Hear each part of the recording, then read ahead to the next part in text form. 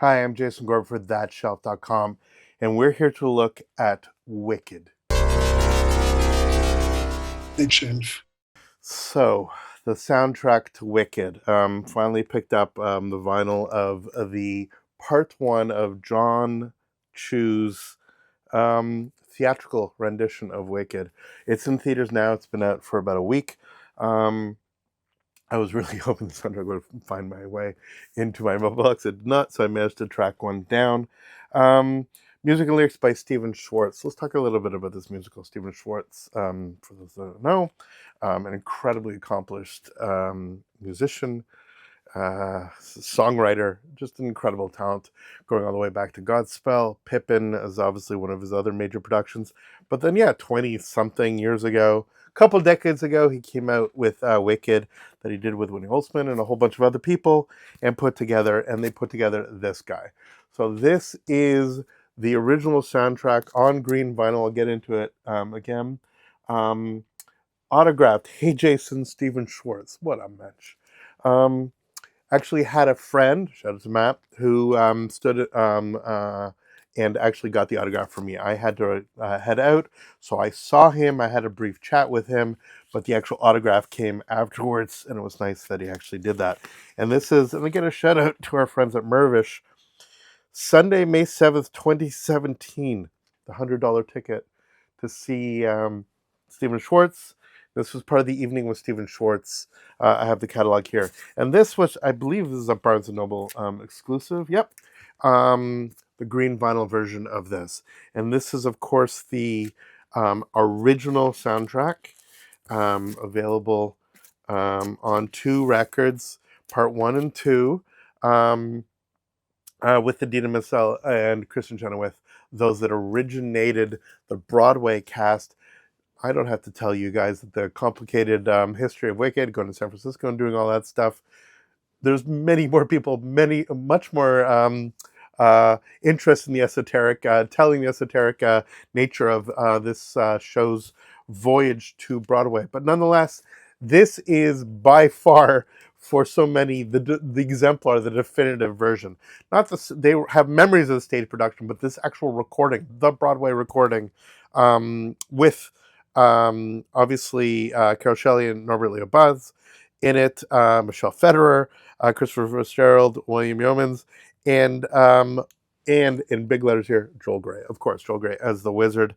Some other fantastic names that went on to do other really ridiculous stuff here. The original orchestration, the William David Brown orchestration. Music director Stephen Ormus, also big deal. Like, he contributed so much to it.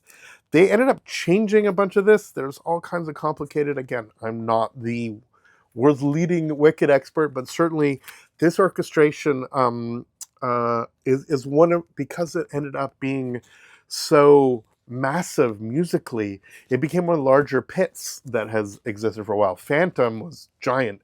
I mean, with Phantom closing in Broadway, there was a whole thing about the pit that people had for decades, put their kids through university, never leaving that pit. Absolutely remarkable. In Wicked, there's an entire guy doing percussion in his own room. It's basically a whole string section and a rock section. On stage, this was always a challenge to have something that's very big, but also sort of within the context of the show, which has these two divas on the top of it, two people just belting out things. And Schwartz has talked repeatedly, there's many interviews about him, about writing a song specifically to sort of hold back, to provide anticipation, so that the songs actually sort of build slowly until you get the big impact. Defying Gravity obviously being one of the bigger ones, but if you actually do break down a song like The Wizard and I, that sort of starts a little bit quieter and then builds and builds and builds, and then gets at others like Dancing Through Life are big right at the beginning. But specifically something like I'm Not That Girl, which starts out, gives Idina a chance to be super chill, really intimate, really exquisitely small, until she builds and builds and builds, and that's where you get the catharsis, especially on stage. And you're anticipating the big diva moment, and that's where it actually explodes. So just like when he was writing the songs here, The orchestrations very much do that. They ebb and flow. There's all this sort of back and forth between the moments where it's just piano, drums, bass almost, the strings coming in, percussion, different elements, to where it feels massive. Not symphonic level of massive, but certainly massive for this kind of production. It's actually a beautiful recording. The drum sounds alone have aged really well. A lot of stage shows don't. They put in all this different timbres on it to make the drums cut through, especially on the set. But the way this was recorded, the actual, the album itself, and again, you can see it's a giant orchestra, tons of people in it. So they certainly expanded it for the recording, but they did a really, really good job of making it work as a recording. In other words, for all cast recordings, there's hit and misses. There's a whole art to actually making the cast recording. So often the cast recording actually takes the place of the production entirely, because the production nowhere lasts as near as the cast recording. In the case of Wicked, that's playing all over the world almost every minute. That's very different. Nonetheless, a big shout out to how extraordinary this record is as a record. I who really come to musicals via concept albums. I come from the World's a Jesus Christ Superstar, that weren't shows before they were records. Hair is a little bit complicated, sort of simultaneously a record and a show. A lot of people went for the ridiculous rambunctiousness, but Hair really works much better as a record in many ways than it does as a stage production. Obviously, the movie version of Hair, we could go on about that. Nonetheless, Wicked is a beautiful blend, I think, about where the concept album lives on its own as its own extraordinary achievement, independent of the glitz and the glamour and the flying monkeys and all of the sort of stuff. This is just a really great listen. Independent of even of the narrative. I mean, the songs themselves, just as songs, they're so exquisitely done. That is absolutely the case. I mean, Pippin is a disaster, I think, in terms of writing. The book thing, it's just like, it's just this weird sort of very 1970s look. But, the first two tracks, slam, amazing. And even Godspell, as if you remove the notion of what's going on about his very Jesus-y version of Godspell, there's some fantastic melodic stuff that he has at play. Stephen Schwartz, shockingly, is quite good at what they do. Now, so that's where we're coming from before we even transition from this to this. And I've talked, there's my radio review of this film is on there. For those that don't know, been under a house, as it were, that fell during a tornado. I don't know how we're going to do this metaphor. Point is that this is movie part 1, which is Act 1, which is basically the first record of Here. So 1 record on Here, 2 records on Here, because they've expanded and extended and done all kinds of fun stuff. And frankly gave this music a little bit more time to breathe, just like in the film, it has more time to breathe. We have Cynthia Erivo and we have Ariana Grande. So you have one pop superstaress, you have one Broadway, new generation Broadway icon. Very much, we've gone from Idina Menzel being, for lack of a better word, the Jewish witch, to we have a woman of African descent who is playing the witch. It's created all kinds of different and yet interestingly similar dynamics about being on the outside. The history of witchcraft itself is fascinating, about how it's incredibly embroiled within anti-Semitism, but the whole notion of there being mysticism or sort of behaviors outside of traditional behavior, obviously wrapped entirely up about how African culture, the African diaspora plays out. So the very word diaspora having very much connotations within the different dynamics. Certainly it's about outsider versus insider, about the main part of culture versus the sort of part of culture that is seen as included, but is always slightly at odds with those, but equally at a moment's notice can actually be ostracized. Very much playing, and that's one of the reasons, at least narratively, that Wicca's work, and why I think that the film is being such a success, because it's truly speaking to many people from many different generations. Plus, it's a damn good version of this musical.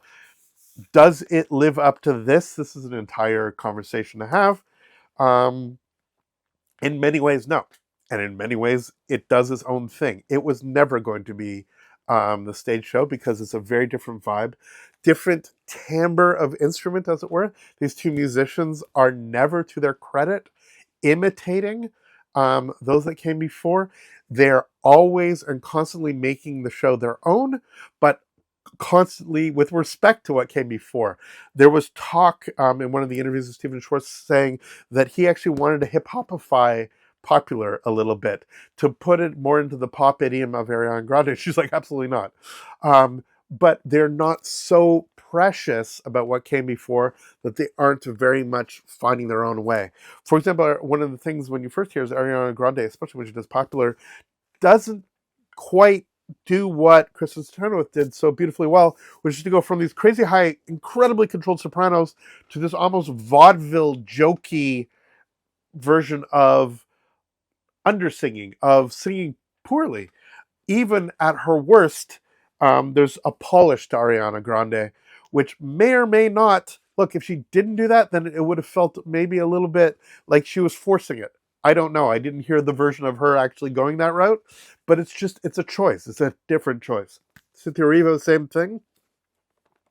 When she goes big, she doesn't quite go, I mean, no, she's not the kind of belter that Idina Menzel is. She belts in a different way. She certainly gets big, but she doesn't do a very specific kind of Broadway Idina Menzelian brash, rock and roll kind of divas heights that that Idina hits in this.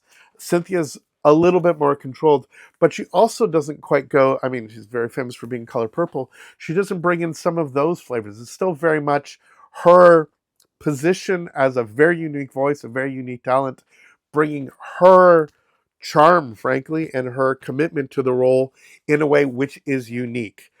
I don't know that there's a single performance on here that I prefer to the original, but I absolutely adore that what they managed to do is make this absolutely work within a cinematic landscape.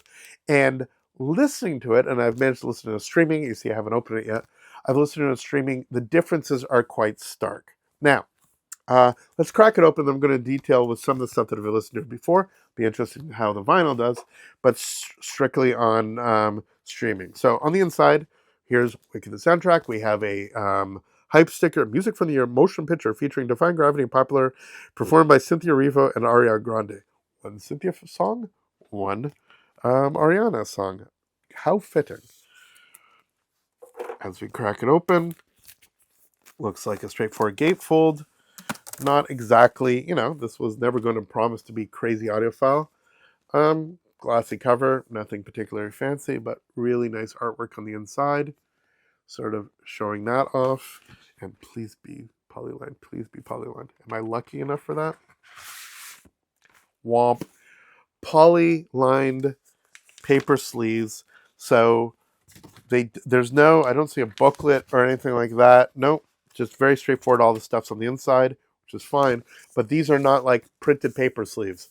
All good. That means that the vinyl itself should be in a reasonably good shape. And there's some schmutz on it. Nothing major. I don't see any particular marks. This is obviously, it's not going to be Bernie Grumman or somebody like that. But, and it's obviously from the digital recording. But I think I'll do is it's a little bit of dust, a little bit of stuff, but nowhere near what I would have normally on a paper sleeve for sort of a mass production like this. This is growing increasingly challenging to be able to get. They obviously ran off a number of them, but I expect as the holiday seasons go along, this will become more and more difficult to pick up as it goes along. I actually really like that. On the bottom, we have everybody who's doing the additional vocals. The music supervisor, Maggie Radford. So that's who I'm going to talk about at some point in time. Supervising vocal editor and engineer, Robin Boynton, etc., etc. And Greg Wells, the mixer. That's really who I'm going to focus on for a bit now. I should open this up, make sure the second disc is fine. You can see W on one side in pink and in green on the other. And lots of space here. So really, this could have been probably a 3-record set instead of a 3-sided 2-record set with maybe an etching on one side. I'm totally fine them doing this. It means the second record you'll actually have to flip, and it means the Sentimental Man and then Defying Gravity are sort of on side 4. I kind of probably would have liked it for them to have stuck Sentimental Men, which is not the greatest song in the musical, after One Short Day, and then just have Defying Gravity as just side 4. I think a lot of people probably would have enjoyed that. So, this isn't going to have a lot of there's crazy amounts of additional orchestration that they did. There's all kinds of teases in the orchestration now to songs in the second half. That was always there, but now it's really robust as they've expanded. Again, it's 2 hours, 40 minutes just for the first half of the musical. So you have tons of stuff added. They recorded a bunch of the songs. I assume they recorded all performances with on-person mics, like not lives, but fancier versions of this, I guess. Or maybe not maybe less fancy than this Rode Lav 2. That allowed individual performances to be captured. While they're filming, as they were singing, they're captured. Great. A much derided Les Miserables did that. I think when it works well, it's extraordinary. There are moments in Evita, a completely underappreciated film for me, one of the great movie musicals. I will fight for that. Where especially Jonathan Pryce's roles are almost all him singing directly on set. He was obviously is an incredible vocal talent for years on Miss Saigon, etc. And even Madonna, I love the moments, especially when she's a near death. You're getting so much more emotion out of her singing as her voice is cracking. All of that stuff really allows the integration, like in theater, of voice and performance. But unlike theater, you have a camera right there, so you can capture the dynamics, the intimate dynamics, and the singing all at once. Here we have a hybrid. Some songs start off clearly of you are hearing the thin mic, especially if you listen on headphones. And I really recommend anybody who's actually interested in diving into this, follow my nerdiness down the yellow brick road, as it were. You can hear the timbre change in the vocals constantly. What's even more interesting sometimes is that the backup vocals are clearly recorded in the studio with Neumann's or whatever the hell they're using, Telefunken U47s to throw out a Zappa reference. And they are big and rich and modern and contemporary and the kind of stuff you'd expect, frankly, in an Ariana Grande pop song. And then you have very centered, very, not nasal, but certainly rolled off certain frequencies, a very compact mix of certain vocal performances that are those that would have been done through Lav. If I suddenly got a big booming, tube mic here, I would sound all radio voicey. You're going to get different sounds. A lot of people aren't cognizant of that. But it's particularly fascinating here for me is that you will have the song maybe start in that moment of quiet and then obviously switch over to the studio version. Or sometimes you can actually hear the edits. There's some sound in the background that was being picked up on set, and each syllable is being cut and cleaned up. Reminds me of Social Network. That's a whole nother music mixing thing where they actually have that loud club music and actually have it almost syllable by syllable. The sound mixers went in to actually make it coherent. So they're talking without shouting. That's a whole nother conversation. I keep bringing up these other conversations. But what it means is when you're hearing, and the good example of this is I'm Not That Girl. You hear at the beginning and you see on screen, it's just this moment of incredible intimacy. It's her singing and the camera capturing it. I'm Not That Girl. You believe it. You believe every emotion. And as the song builds, because remember, it builds that diva-ness that was the song written for Idina, it's so clear that it switches over at some point in time to a more robust microphone. So that as the camera switches by, you might be a little bit distant. That's not the take they used. I may be alone, but I would love one of two things. I would love this record to have been a true studio recording, for them to have done their performances of all of these songs in the best, most robust, most audiophilic, studio, glorious way possible. Not on stage, not on set, akin to what we got here. I then would want a rehearsal piano, and them singing on set.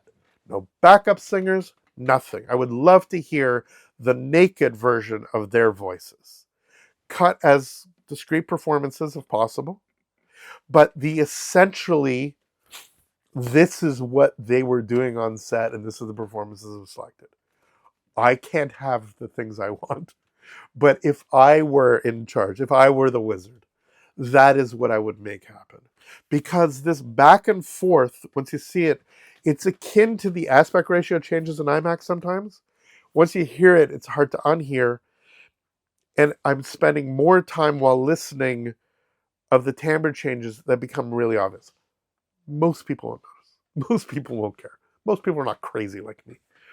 But some of you who are interested in seeing this will hear the timbre difference. It is not so distracting. Like the aspect ratios, sometimes I love them. Some of this stuff I like. I like the idea that it starts with her in that particular song, and I'm Not That Girl, and then goes to studio. It just becomes a little bit weird where it goes intimate, studio intimate within the verses, let's say.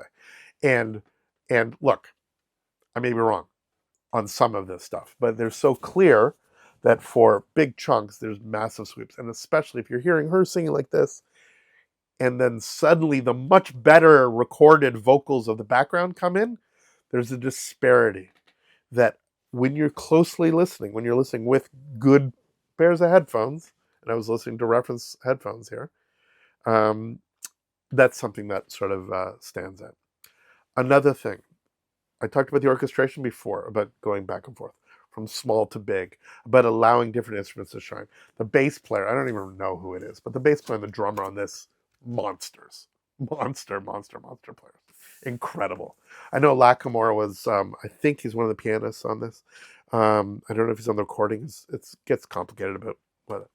Point is, top of the top of the top, the best money can buy for this.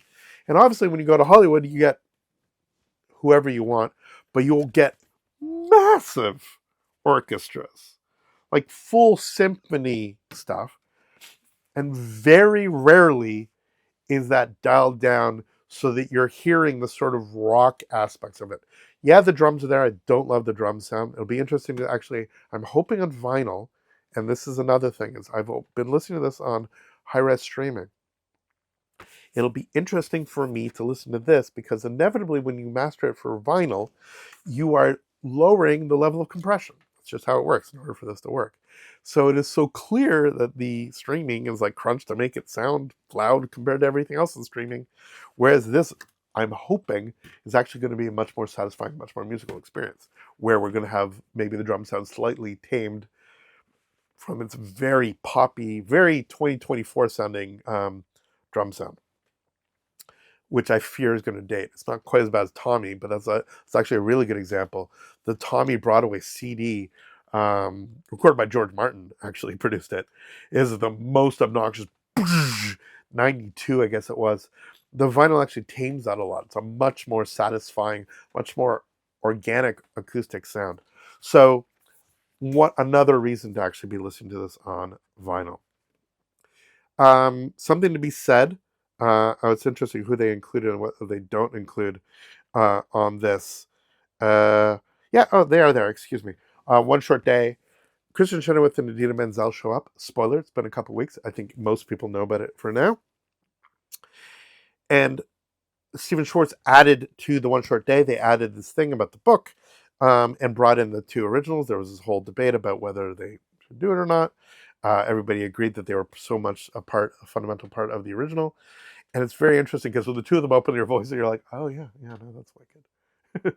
Literally, there's the sound. And then when the two of them come back in, they have in their absolute and forever benefit, the two of them blend exceptionally well and have very much more similar voices than one would expect. That when Ariana brings down some of her most pop tendencies, and when Cynthia's sort of bringing up some of her more straight up Broadway tendencies, the two of them have a very similar timbre, which means when the two of them are singing together, it's actually quite extraordinarily beautiful blend. But both of them don't have the grand round tones that you get when you have Kristen and Idina singing. And so when the two of them come out and are like, rah, and then these two come back, it's just you feel that you're back in this Oz. You're back in this version of it. And it's just interesting. As I said, it's not better or worse, it's just different. And that is why we have multiple recordings and multiple versions. What gets me excited as somebody who is a fan of seeing different interpretations. As I said, if I'm going to pick apart the orchestration in here, it's that I never really got a sense of some of the more intimate elements of orchestration, of that feeling that sometimes, and this is not new, whenever big film productions go, they're like, now we can have 300 instruments. Why not make it as big as possible? And I go back to my beloved Jesus Christ Superstar, where, Andrew Lloyd Webber wanted to do all the orchestration, Previn came in, all of this stuff. There are rock combo moments in Superstar independent of the symphony. And there are symphonic moments that are independent of the rock combo elements. And both of those are integral to my love of that Blue Album version. There's this crazy jams that are taken out, because again, it gets complicated. The Brown Album, deleted elements. That's another video, which is also on this channel, where we broke all that down. But it allowed me to adore that when it's big, when Superstar happens and everything's there, and you got rock and you got symphony and they're just bang, that's as big as it's ever going to get. Then you have stuff like What's the Buzz, which is, full on rock with a little bit of strings augmented. And then other things like Gethsemane, where suddenly the strings are massive and completely dominating. And then it just comes down to just a bass guitar after that, and a picked guitar, and the vocals shining through. There's not as much of that on here as I would like. There's not as much space. There's not as much elegance of the incorporation of the disparate elements, but allowing individual bits to actually shine through and allow the vocals to just breathe. There's not as much as I would like. Minor criticism. It's still going to make $1 billion. It'll be fine. Finally, the big breakthrough performance in this, I think in many ways, is Jonathan Bailey. Fierro was always, a rough character. The song was fine. It's not like that was the big thing, but this version of Dancing Through Life, first of all, visually is stunning. It's incredible. They've wisely been picking the hell out of that on as promotion, showing how ridiculous it is, the hundreds of dancers or whatever, dozens of dancers. The spinning room, all of that stuff, fabulous. Bailey is so charismatic and so, frankly, sexy. Whoever you are, whatever your Keynesian response is, he is seductive while singing, and it's fantastic. And his voice is so clear and pure and wonderful. And I found myself, while listening to Dancing Through Life, again, back in the headphones, when the chorus comes in, there's synth bits, there's so much production, it's so this on top of this on top of this, it's so maximalist, like the scenery, like the dances, that the sound mixers felt that had to rise to that level, and it didn't. And there's a hint, I'm going to say, of the aesthetic use of autotune. I 100% think Jonathan Bailey can sing in tune and does so. But if you listen, there is whatever we want to call it. It's a kind of phasing. It's a kind of flanging, to use a John Lennon word. The easiest way that it's done now is through pitch correction software, where it gets tweaked to at a level that you can actually hear the process. It is so baked into pop music now. Everybody has it to some extent. Whoever you are, there's some sort of augmentation going on. But on the chorus of Dancing Through Life, I can hear this process, this chorusing, which is distracting. It's a pop element, and I get it, but I just would have loved his voice to just sing through, to shine through the mix.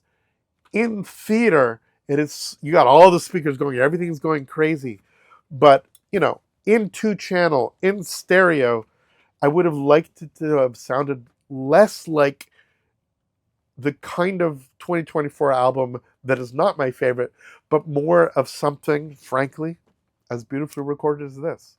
That when this gets big, the voices shine, but everything has its space. Everything is mastered and mixed in a way where you can feel the space of the orchestration, but the voices are always cutting through. It is exquisite, exquisite recording of this guy.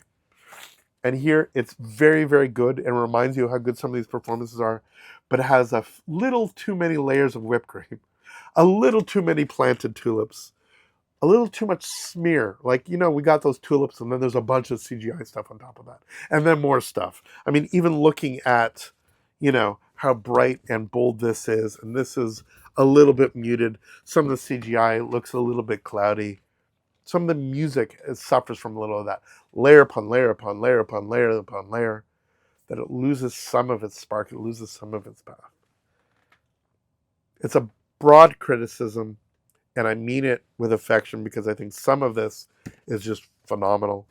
And I would have liked, as I said, I would love to have the screw it, we're going all out. We're making that Ariana Grande record.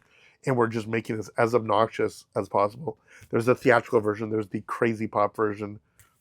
But I'd love the unplugged, the naked, the stripped down, the just hearing these incredible talents sing version.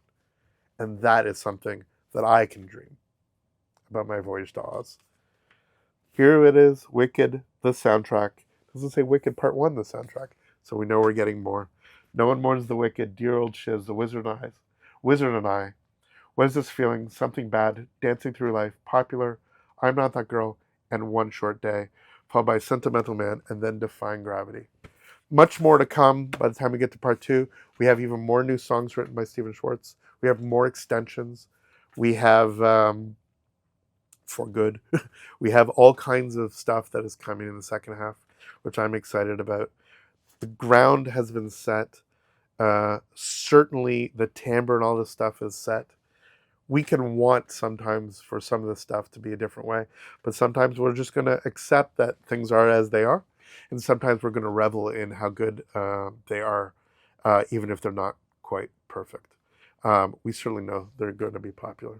PutThatShelf.com. I'm Jason Gorber. Thank you so much for watching. I'd love to know your comments about this production, about this recording, about this site, whatever you want to do. Please let us know in the comments. If you've come this far, if you could like and subscribe, it really would mean a lot. It's helping our channel a lot. Seriously, take the second, subscribe, ring the bell, please. I'm asking you directly. Go to thatshelf.com, follow us on social media, do all that stuff.